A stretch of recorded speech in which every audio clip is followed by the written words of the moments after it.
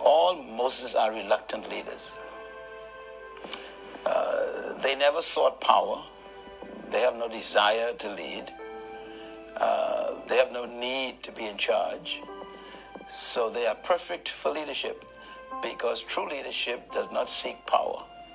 It seeks to empower people. And true leaders do not seek position. They seek to reposition people. And so this is why true leaders are reluctant leaders. And I've met Nelson Mandela. I had a chance to talk to him. I've met Sir Lyndon Pinling personally on many occasions. And these people have no desire for greatness. They just got caught up in a conviction that was so strong that they decided, I'm going to pay the price to fulfill this conviction. And that's what creates a Moses. Moses wasn't alone. There was a group. It's his sister, his brother. But he emerged as the one who will take the brunt of the attacks and also be the one who's willing to take the chance to die. And Sir Lyndon Pinling is the one who emerged in our context. I think also the reason why I think there's a divine involvement is because all true deliverers, and I use the word deliverers, Sir Lyndon Pinling, like all Moses, they are deliverers.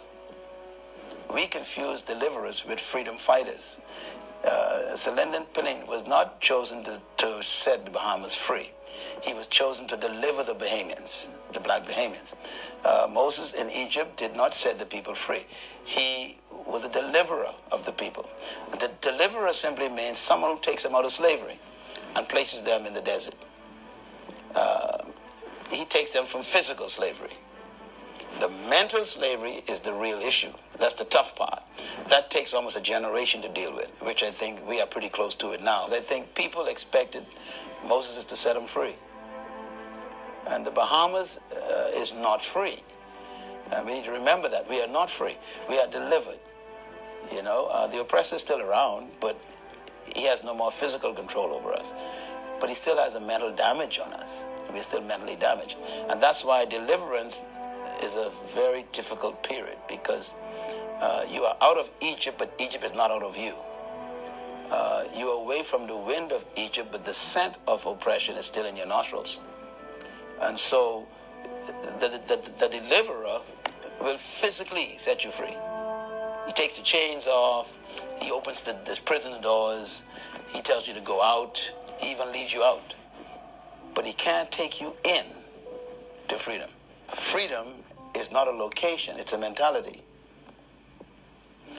So nothing is worse than taking a slave into freedom without freedom in his mind. There's a scripture I think that's very appropriate for our third world developing countries that I think is perfect description. It's written by Solomon. Solomon says, "Woe to the land when a slave becomes king."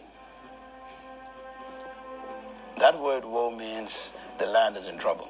In other words, when a slave becomes king means that even though you give the person power, they still think like a slave. And nothing is worse than a powerful slave, because the mentality will destroy the people. And so wearing a crown doesn't change your mind. It exposes it. And this is why you need that period in deliverance to try and change the mentality of the slave. Because if he doesn't have a mental transformation, the slave will be no benefit to freedom. This is probably why when you read the story of Moses and the children of Israel, you'll discover that all of the people who came out of Egypt, all of them died in the desert. God didn't allow them to go in. Matter of fact, God told them, you will not enter the land. And he told them why. He said, because you have not changed your minds. So he kept them alive long enough to take what they were carrying out of them, which is the next generation. 40 years is a generation. So after 40 years, their children were born. These kids know nothing about Egypt. Then God buried all the parents. And Joshua, therefore, is always a younger symbol. And he has a glimpse of the future very clearly. But he also has an appreciation of the past. And there has to be a point in every national journey where the Moses must take the baton and give it to Joshua.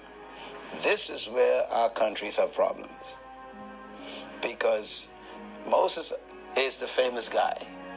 Moses is the guy who represents the symbol of power. He's the one everybody looks to for counsel. Everybody thinks that he has all the answers. So there's a temptation for the Moses to almost begin to believe his own fan mail. And he begins to also think of himself as more important than he really is. And that's dangerous. And this is why when you study the story of Moses, God told Moses, look, it's over. Now, Moses, keep in mind, is a symbol, which means, and if you read the transition between Moses and Joshua, they're actually two different books in the Bible. The last book that Moses wrote is called Deuteronomy. The last chapter of it says, and Moses died. And the last few verses says, and Moses was dead. And Moses laid hands on Joshua, presented him before the people. He went to the mountain, and then he never came back again. Matter of fact, the reason why God made sure that no one could find his grave is a very important thing. Because you can almost be so busy worshiping his history, you never make a future. So he doesn't want them to even know where the tomb is. No one knows where Moses was buried. So that's an important symbol. We should not worship Moses to the point where we can't create Joshua's. And so the last thing that is said about Moses is he died. When you turn the page, the next book is Joshua. But here's what amazes me. And in my book I talk about this. The book of Deuteronomy ends where God says to the people, Moses is dead. When you turn the page, the first chapter of Joshua, which is the next generation, God repeats himself to Joshua, Moses is dead. I think the first one was saying a human died, a physical person died.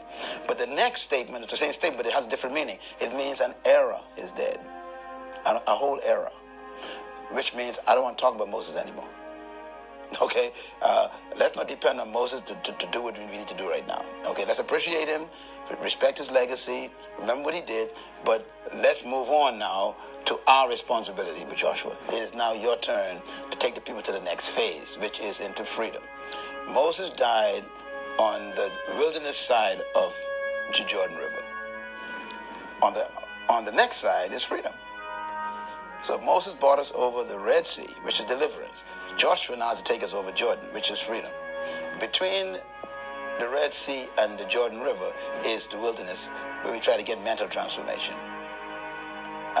If that can't happen, God creates a new generation, and then he brings them over to freedom. So Joshua is an important person. Joshua is the one who brings the people into freedom. And this is where people begin to be free from the memory of history. They are free from the reproach of history. They begin to take on a sense of their own dignity, their value, their self-worth. They begin to feel that they have good self-esteem.